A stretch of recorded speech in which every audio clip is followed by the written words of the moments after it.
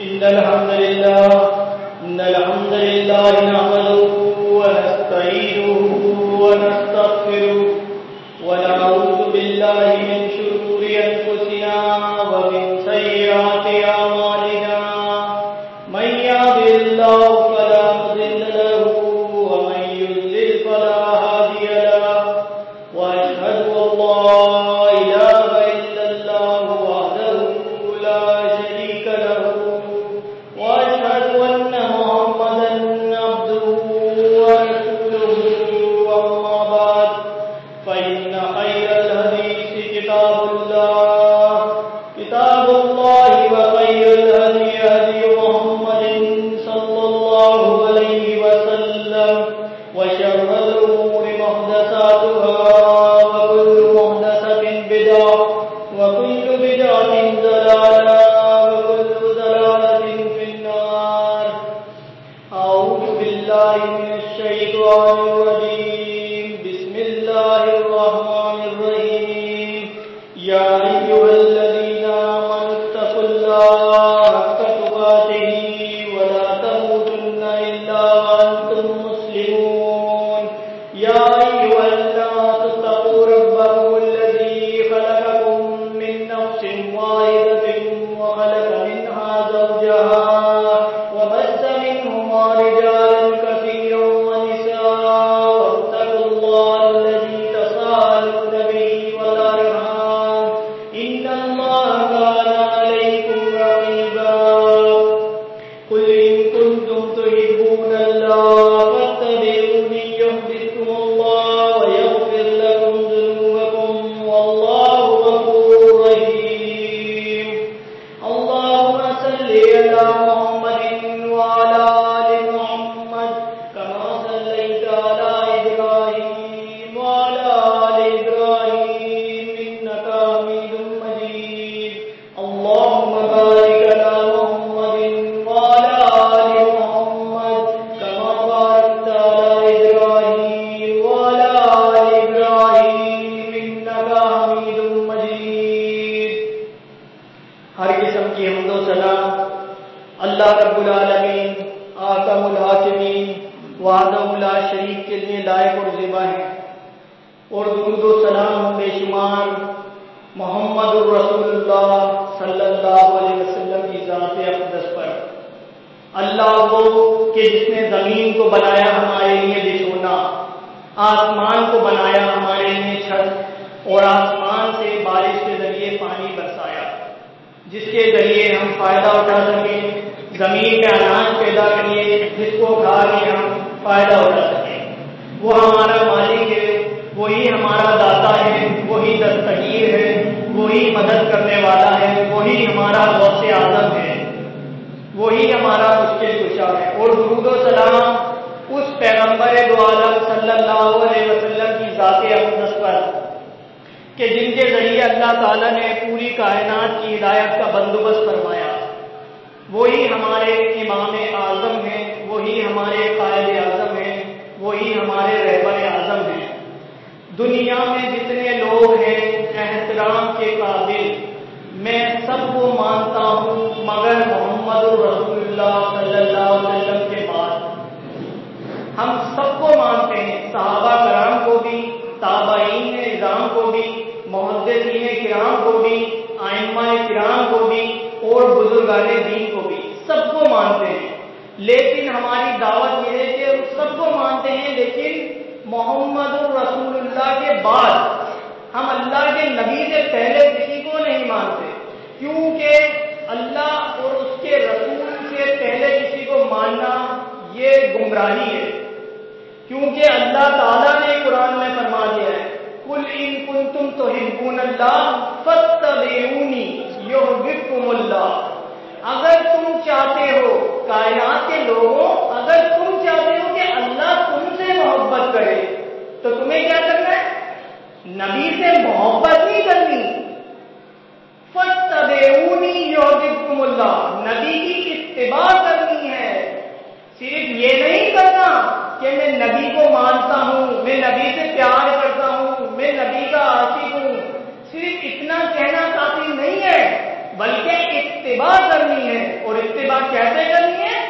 فَإِنْ آمَنُوا بِمِثْلِ مَا آمَنْتُمْ بِهِ فَقَدِ اهْتَدَوْا.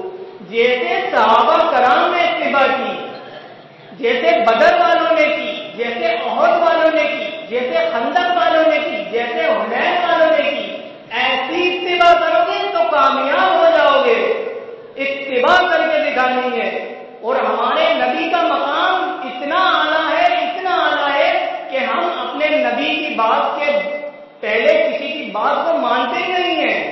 ہم کہتے ہیں سب سے پہلے بات مانی جائے گی تو ہمارے امام اعظم، ہمارے پیر محمد رسول اللہ صلی اللہ علیہ وسلم کی بات، کیونکہ اللہ تعالیٰ نے ان کی زندگی کو ہمارے لیے نمونہ بنوایا ہے. کیا فرمایا؟ لقد کان لکم فی رسول اللہ اسوۃ حسنہ. تمہارے لیے بہترین نمونہ پوری دنیا میں سے کسی کی بھی زندگی نہیں ہے تو صرف میرے نبی محمد رسول اللہ کی زندگی وہ بہترین نمونہ ہے. تو تذکرہ ہوگا تو نبی کا ہوگا سب سے پہلے، بات ہوگی تو نبی کی ہوگی سب سے پہلے. زندگی گزارنے کا ماڈل نمونہ لیں گے تو ہم اپنے نبی سے لیں گے، غیر نبی سے نہیں لیں گے. جب ہمارے آگے قرآن اور حدیث ہے تو ہمیں اس کی کوئی ضرورت نہیں. اور ہمارے نبی کا مقام سب سے اونچا ہے، سارے انبیاء سے بھی اونچا ہے. دیکھیں ہم موسیٰ علیہ السلام نے اپنے عصا کو زمین کے اوپر مارا تو 12 چشمے رواں دواں ہو گئے. لیکن جب حدیبیہ کا مقام تھا، صحابہ کرام چاہتے تھے تو میرے نبی نے اپنے ہاتھ کو زمین کے سینے پہ نہیں مارا، آسمان کے چھت پہ نہیں مارا، پہاڑوں کے دامنوں پہ نہیں مارا، بلکہ میرے نبی نے اپنے ہاتھ کو ہوا میں رواں دواں کر دیا. اور اللہ تعالیٰ نے مالک کائنات میں میرے نبی کی 5 انگلیوں میں سے 5 نہروں کو رواں دواں کر دیا. یہ تھا میرے نبی کا مقام. اور سیدنا عیسیٰ علیہ السلام نے اپنے ہاتھوں کو جب مردوں پہ پھیرا تو کم باذن اللہ، اللہ کے حکم سے مردہ زندہ ہو گئے. اور میرے نبی کا مقام کیا ہے کہ میرے نبی جب ممبر تعمیر نہیں ہوا تھا تو کھجور کے تنے سے ٹیک لگا کے خطبہ دیا کرتے تھے. جب ممبر تعمیر ہو گیا تو نبی علیہ السلام نے کھجور کے تنے سے ٹیک لگانا چھوڑ دی تو کھجور کا تنا رونے لگا آقا علیہ السلام کی جدائی میں. یہ دنیا عیسائیوں کے لیے، پادریوں کے لیے بہت بڑا سوال ہے. یہ ہمارے نبی کا مقام ہے کہ دیکھو حضرت عیسیٰ علیہ السلام نے زندہ کیا اس کو جس کے اندر زندگی کی حرارت موجود تھی، لیکن نبی علیہ السلام نے، محمد رسول اللہ صلی اللہ علیہ وسلم نے جس کو زندہ کر دیا جس کے اندر زندگی کی حرارت بھی موجود نہیں تھی. میرے بھائیوں، ہمیں اپنی زندگی نبی علیہ السلام کے طریقے کے اوپر ہی گزارنی چاہیے. باقی نبی جب اپنی قوم کے اوپر تبلیغ کرنے آئے اور جب قوم نے ان کی بات کو نہیں مانا تو ان نبیوں نے کہہ دیا کہ اللہ تعالیٰ ان کو نصف و نابود کر دے، ان کو غرق کر دے، ان کو برباد کر دے. لیکن جب میرے نبی علیہ السلام طائف کی وادی میں گئے، دعوت توحید دی، لا الہ الا اللہ کی دعوت دی، طائف والوں نے بات نہیں مانی، پتھر مارے اور اتنے پتھر مارے کہ نبی علیہ السلام زخمی ہو گئے، خون بہنے لگا اور اتنا بہنے لگا کہ جوتا میں جم گیا. تو فرشتے آ گئے کہ آقا اگر آپ کہیں تو اس طائف کی وادی کو پہاڑوں کے بیچ میں مسل کے رکھ دوں. اب آپ دیکھیں میرے نبی علیہ السلام کی زندگی، آپ کا اخلاق، آپ کا درگزر کرنا. آج تو ہم ذرا سی بات ہوتی ہے اپنے مسلمان بھائی سے ناراض ہو جاتے ہیں، ہم درگزر نہیں کرتے ہیں. نبی علیہ السلام کا دل دیکھیں آپ، کیا فرمایا کہ نہیں، ان کو پہاڑوں کے بیچ میں نہیں مسلنا. اللہم آدمی قومی فإنہم لا یعلمون، کہ اللہ یہ میری قوم کے لوگ مجھے جانتے نہیں ہیں، ان کو ہدایت دے. ان کے لیے ہدایت کی دعا کری، جن لوگوں نے پتھر مارے. آج ہمارا عالم کیا ہے؟ آج ہم اپنے مسلمان بھائیوں سے متنفر ہیں، جان کے دشمن بنے ہوئے ہیں، ان کی جان لینے کے لیے آگے ہیں. یہ ہے ہمارے نبی کا مقام. تو پھر میں کیوں نہ کہوں میرے نبی اعلیٰ ہیں، گفتار میں بھی اعلیٰ ہیں، تکرار میں بھی اعلیٰ ہیں، جلال میں بھی اعلیٰ ہیں، جمال میں بھی اعلیٰ ہیں، کمال میں بھی اعلیٰ ہیں، شجاعت میں بھی اعلیٰ ہیں، سیرت میں بھی اعلیٰ ہیں، صورت میں بھی اعلیٰ ہیں، رفتار میں بھی اعلیٰ ہیں، کردار میں بھی اعلیٰ ہیں، دیانت میں بھی اعلیٰ ہیں، عدالت میں بھی اعلیٰ ہیں، سیاست میں بھی اعلیٰ ہیں، دوستی میں بھی اعلیٰ ہیں، استادی میں بھی اعلیٰ ہیں، بطور مولد بھی سب سے اعلیٰ ہیں، بطور رہنما بھی سب سے اعلیٰ ہیں، بطور بھائی بھی سب سے اعلیٰ ہیں، بطور باپ بھی سب سے اعلیٰ ہیں۔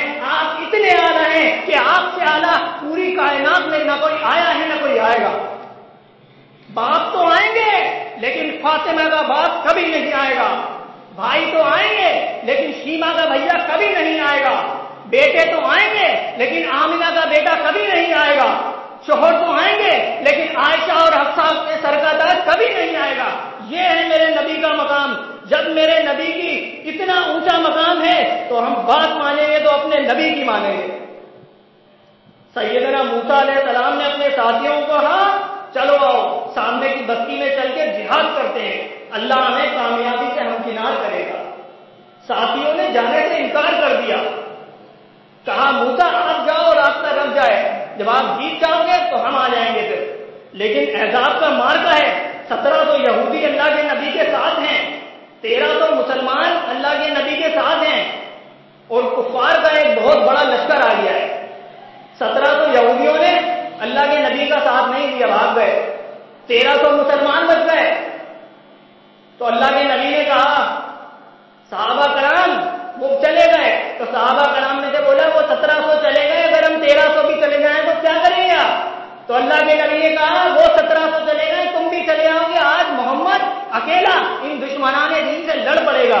تو اس موقع پہ صحابہ کرام نے کیا کیا کہ اللہ کے نبی صلی اللہ علیہ وسلم آپ ہمیں کٹنے کا حکم دیں گے ہم کٹ جائیں گے، آپ مرنے کا حکم دیں گے مر جائیں گے، آپ دریا کی تہہ میں اترنے کا حکم دیں گے اتر جائیں گے، ہم اپنی جان کو گنوا دیں گے لیکن آپ کا ساتھ چھوڑنا گوارا نہیں کریں گے۔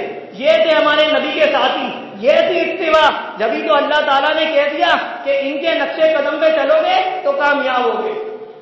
ہمیں اتباع کرنی ہے، اور یہی اللہ کے نبی کا پیغام تھا۔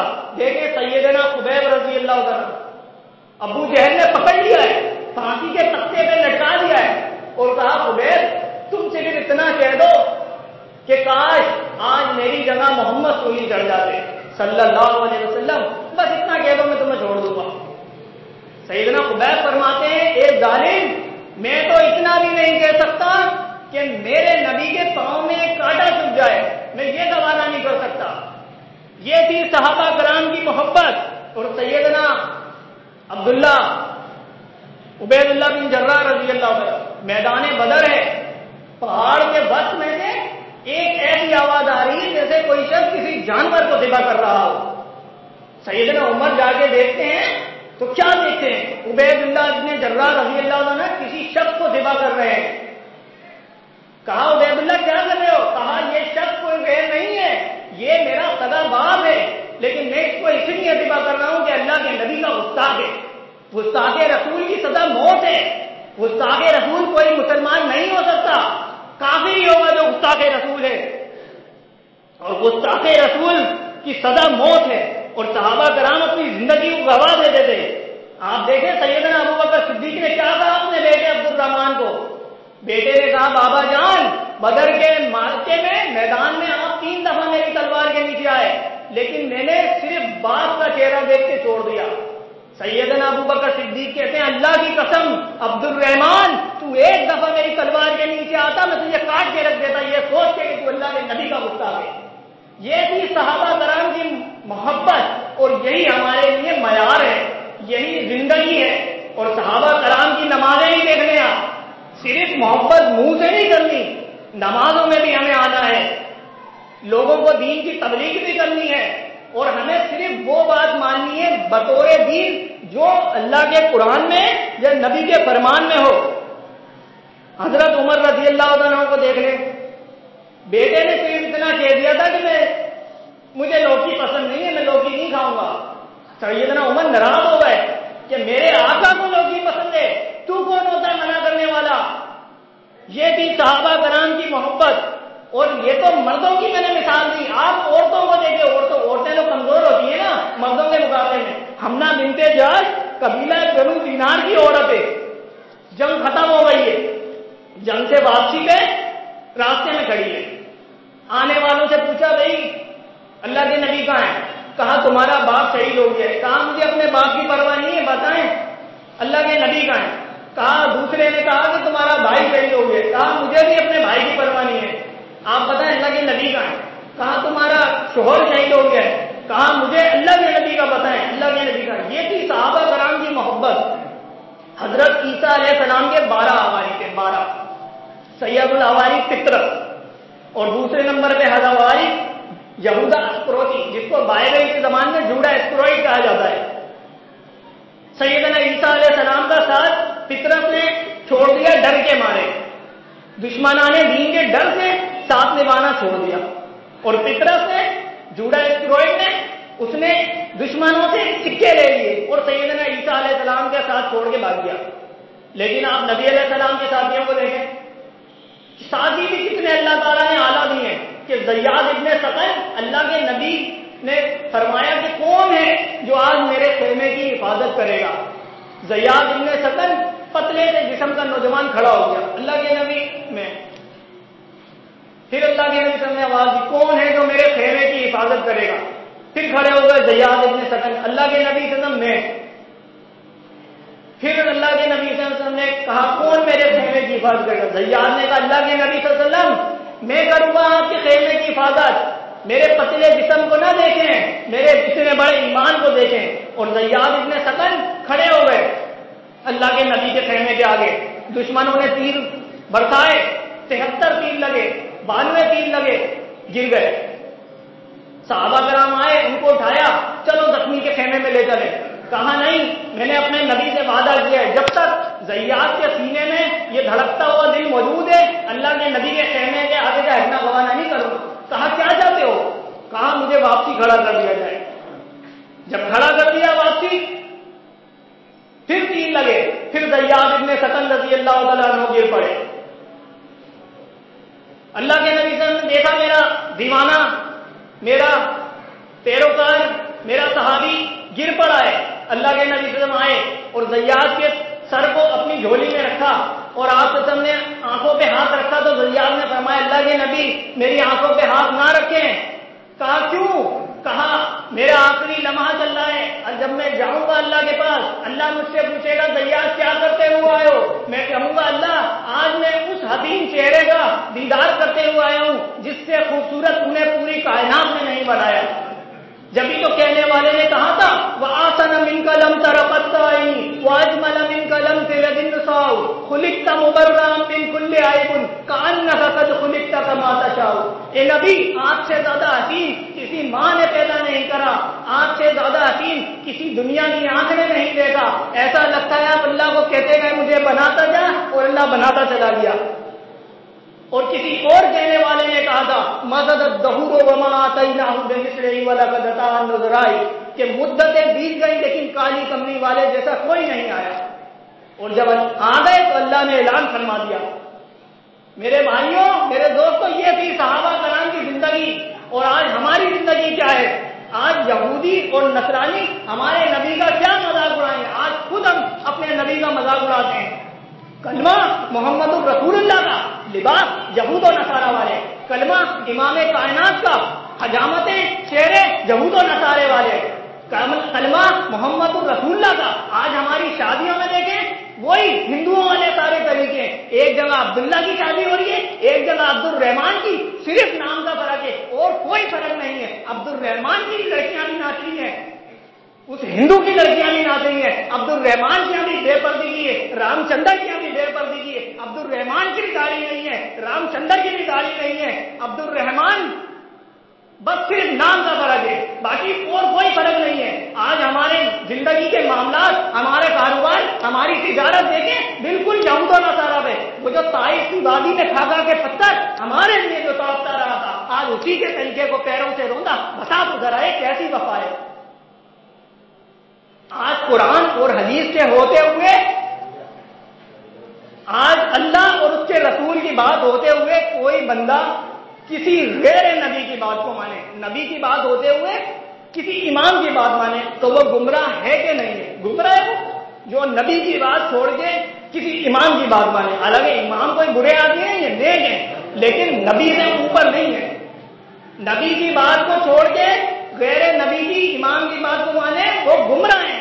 تو پھر میں کیوں نہ کہوں جو نبی کی بات کو چھوڑ کے شیطان کی بات مانے وہ ڈبل گمراہ ہے۔ نبی نے کہا داڑھی رکھ، تو داڑھی کو کاٹ رہا ہے، اپنے گریبان میں خود جا، تو گمراہ ہے کہ نہیں ہے؟ دوسروں پہ انگلی اٹھانا بہت آسان ہے، اپنی اصلاح کرنا بہت مشکل ہے۔ نبی علیہ السلام والسلام نے فرمایا کہ میں آیا ہی اسی لیے ہوں کہ آلات موسیقی کو، مسمار کو توڑ دوں۔ آج کون ہے جو بندہ گانے نہیں سن رہا؟ اور پھر دعوے بہت بڑے بڑے ہیں کہ ہم مانتے ہیں اور وہ نہیں مانتے، اور لوگ باقاعدہ دینی محفلوں میں بھی آلات مسمار موسیقی کو استعمال کرتے ہیں۔ آپ دیکھ لیں، ذکر میں کیا کروں کہ دینی محفلیں اور اس میں باقاعدہ گانے باجے سب چل رہے ہیں، یہ دین اسلام ہے۔ میرے محترم بھائیوں، ہمیں اپنی اصلاح کرنی پڑے گی، اور یہی نبی علیہ السلام کی زندگی کا مقصد تھا، ورنہ تو پھر وہ دورے جہالت والے ہی کام کرنے، تو پھر نبی علیہ السلام کے آنے کا مقصد تو فوت ہو گیا نا۔ آج ہمیں قرآن و حدیث پہ چلنا پڑے گا، صرف دعوے نہیں کرنے پڑیں گے، ہمیں دین سے محبت ہونی چاہیے۔ کس طرح محبت ہونی چاہیے؟ سیدنا عمر بن خطاب رضی اللہ تعالیٰ عنہ کو خبر ملی کہ اللہ کے نبی نے اپنی ساری بیویوں کو طلاق دے دی ہے، تو سیدنا عمر نے کہا ساری بیویوں کو طلاق دے دی تو پھر اس میں میری بیٹی حفصہ بھی شامل ہے، اور یقیناً نبی نے طلاق دی ہے تو بیویوں نے ان کا دل دکھایا ہوگا۔ میں پہلے تصدیق کر لوں کہ واقعی طلاق دی ہے کہ نہیں، تو آج عمر کی تلوار سے سب سے پہلے اس کی بیٹی حفصہ کی گردن کٹے گی۔ وہ ہوتی کون ہے میرے نبی کا دل دکھانے والی؟ آج ہماری بیٹی کو، بہن کو کوئی طلاق دے دے، بھلے غلطی ہماری بہن بیٹی کی ہو، لیکن ہم بندے کے دشمن بن جاتے ہیں۔ لیکن یہ دیکھیں سیدنا عمر ابن خطاب کی محبت، یہ تھی اصل محبت نبی سے۔ اور سیدنا مہاجر رضی اللہ تعالیٰ عنہ نے جب سیدنا ابوبکر صدیق کو بتایا کہ میں فلانا علاقے میں گیا تھا اور وہاں ایک شخص نے اللہ کے نبی کی شان میں گستاخی کری، تو میں نے اس کے دانت بھی توڑ دیے، اس کے ہاتھ بھی کاٹ دیے۔ سیدنا ابوبکر صدیق نے کہا مہاجر تو نے اس کے دانت توڑ دیے، ہاتھ کاٹ دیے، اللہ کی قسم اگر ابو بکر وہاں ہوتا تو اس کے نہ دانت توڑتا نہ ہاتھ کاٹتا، سیدھا اس کی گردن ذبح کر دیتا۔ یہ ہے گستاخ رسول کی سزا۔ مسلمان اللہ کے نبی سے ایسی محبت کرتے ہیں، ماں سے بڑھ کر، باپ سے بڑھ کر، بہن سے بڑھ کر، بھائی سے بڑھ کر، برادری سے بڑھ کر، ایسی محبت۔ قل ان کنتم تحبون اللہ کا مطلب یہی ہے۔ دیکھیں اللہ کے نبی صلی اللہ علیہ وسلم نے منع کیا کہ پکی قبر نہیں بنانی تو نہیں بنانی، آج مسلمان بنا رہے۔ بھائی اللہ کے نبی کے پیغام کو کون مانے گا؟ اللہ کے نبی نے کہا کہ کسی بھی غیر اللہ کے آگے سجدہ نہیں ہوگا۔ آج دیکھ لیں مردوں کے سامنے بھی سجدے کر رہے ہیں اور زندوں کے سامنے بھی کر رہے ہیں۔ بھائی ہمیں اپنے نبی کے فرمان کو ماننا ہے، پیغام مصطفیٰ کو ماننا ہے۔ لا یؤمن احدکم حتی اکون احب الیہ من والدیہ وولدیہ والناس اجمعین۔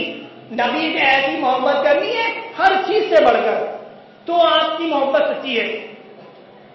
نبی علیہ السلام نے فرمایا لا صلاۃ لمن لم یقرأ بفاتحۃ الکتاب، کہ وہ نماز ہی نہیں ہوتی اس بندے کی جو سورۃ فاتحہ نہیں پڑھے نماز میں، بھلے وہ امام ہو، مقتدی ہو، مقیم ہو، مسافر ہو۔ اب نبی کا پیغام ہے سورۃ فاتحہ پڑھنی ہے، وہ تو پڑھنی ہے۔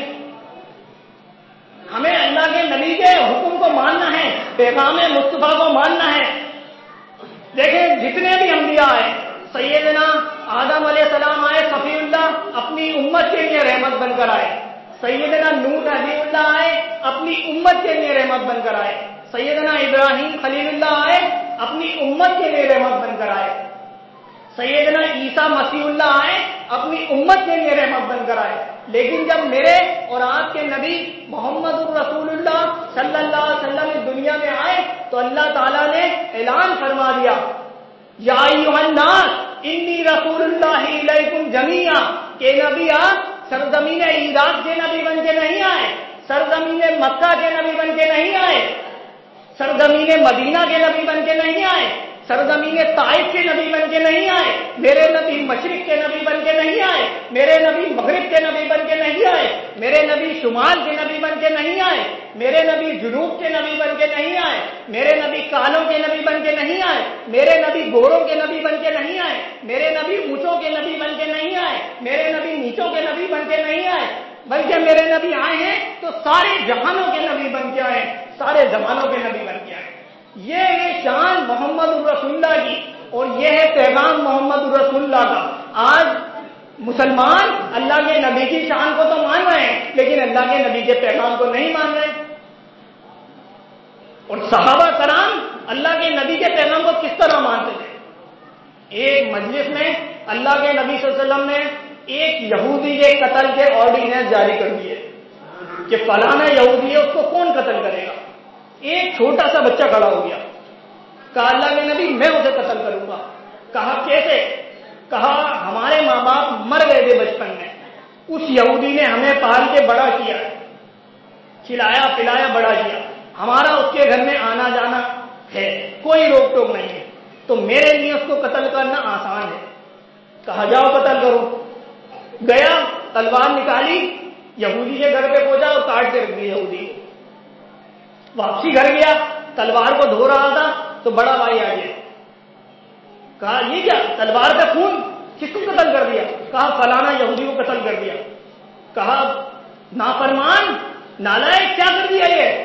ابھی تو اس یہودی نے ہمارے ماں باپ کے مرنے کے بعد ہمیں پال پوس کے بڑا کیا، ہمیں کھلایا پلایا، جو نعمتیں اس یہودی نے ہمیں کھلائی ہیں ابھی تک وہ پیٹ میں موجود ہیں، تو نے اس کو مار دیا؟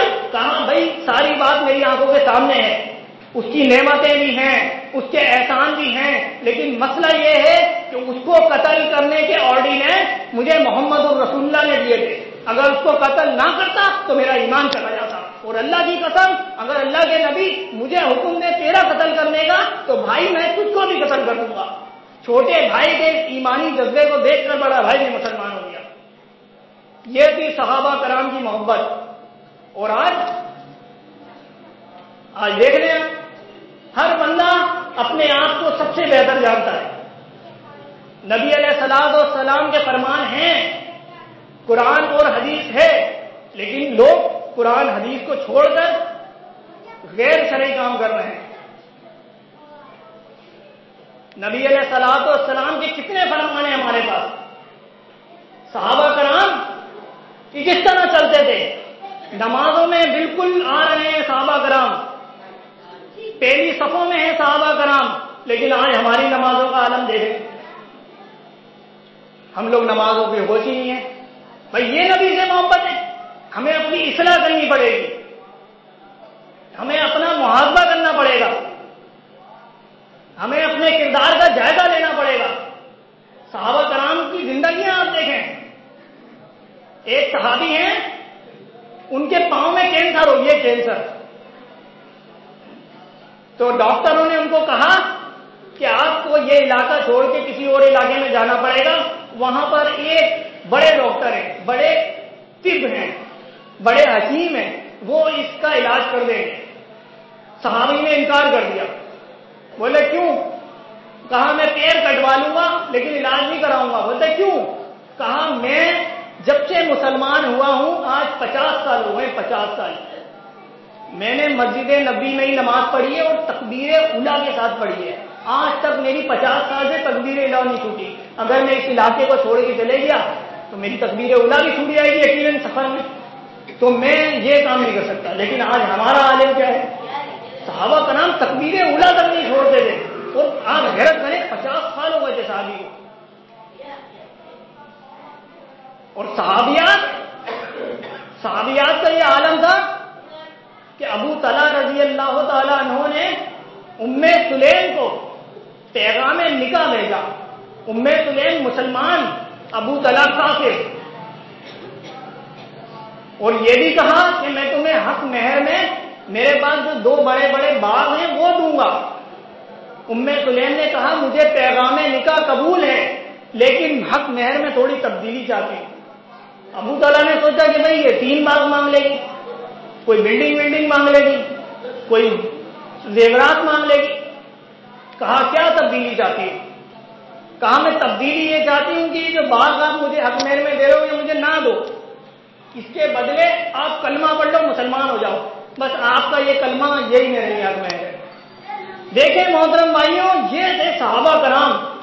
اور پھر ام سلیم اپنی سہیلیوں کو یہ بات بتاتی تھی کہ جب اللہ تعالیٰ قیامت کے دن پوچھے گا کہ کیا لے کے آئی ہو، تو میں کہوں گی یا اللہ یہ میرا حق مہر ہے، میں نے تیری دین کی خاطر، تیری محبت میں اپنا حق محض جو مجھے مل رہا تھا، دولت جائیداد، وہ میں نے سب سائڈ پہ کر دی، سب کو ہٹا دیا، سب کو اگنور کر دیا کہ بس کلمہ پڑھ لو، بس یہ کلمہ لے کے میں چلی جاؤں گی، اللہ یہ تیرے دین کے لیے میں نے اپنا حق محض چھوڑ دیا۔ یہ نہیں صحابہ کرام کی عورتیں، آج ہماری عورتوں کا کیا حال ہے؟ دین کے لیے انہوں نے اپنا حق محض چھوڑ دیا۔ میرے محترم بھائیوں، آج ہمیں اپنی اصلاح کرنے کی سب سے زیادہ ضرورت ہے۔ ہم جلسے بڑے بڑے سن لیتے ہیں، جلوسوں میں بھی چلے جاتے ہیں، سیرت النبی کی کانفرنسوں میں بھی چلے جاتے ہیں، لیکن سب ادھر سے سنتے ہیں اور ادھر سے نکال دیتے ہیں۔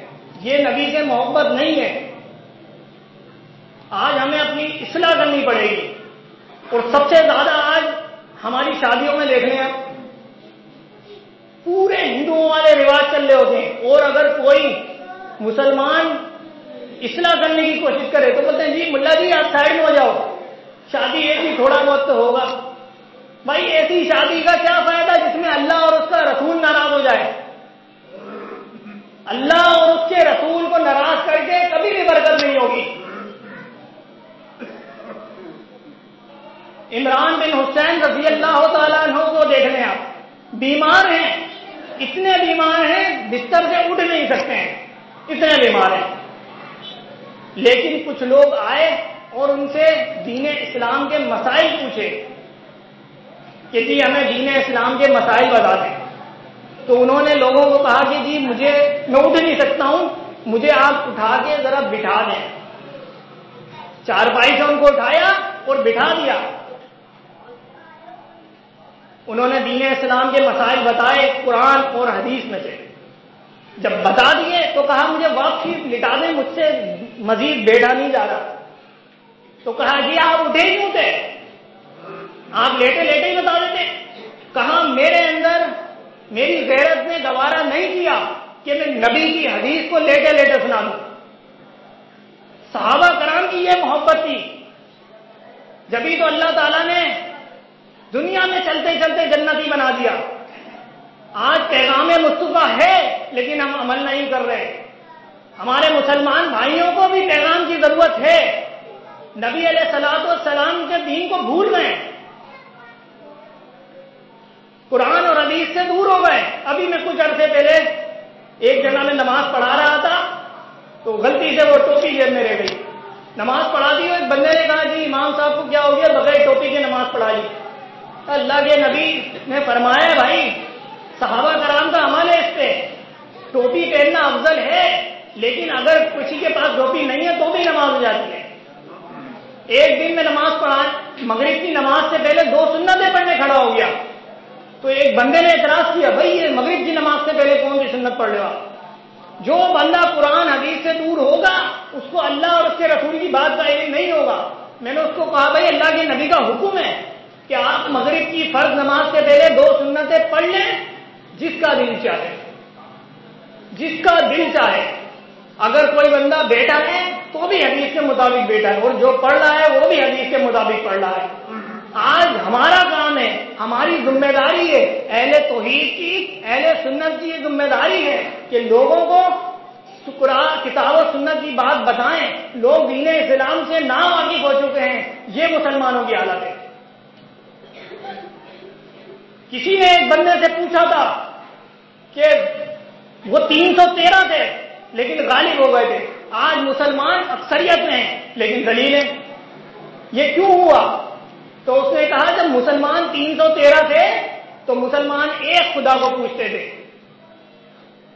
اور عیسائی 3 خداؤں کو پوچھتے تھے، تو مسلمان عیسائیوں پہ غالب تھے، لیکن آج عیسائی تو وہی 3 کو پوچھ رہے ہیں، لیکن مسلمانوں نے در در پہ اپنے مشکل کشا بنا لیے ہیں، در در پہ اپنی جبین نیاز کو جھکا لیا ہے۔ آج اہل توحید تمہاری ذمہ داری ہے کہ لوگوں نکلو اپنے گھروں سے، نکلو جہاں کام کر رہے ہو، جہاں گزر رہے ہو، لوگوں کو اللہ کی اور اس کے رسول کی بات بتاؤ، ان کو بتاؤ کہ نبی کے دنیا میں آنے کا مقصد کیا تھا۔ قرآن حدیث کی بات سے آگاہ کرنا آپ کی ذمہ داری ہے۔ اگر ارادہ رکھتے ہو جنت میں جانے کا تو پہن لو کرتا محمد کی غلامی کا، اقول قولی ھذا وآخر دعوانا الحمد للہ رب العالمین.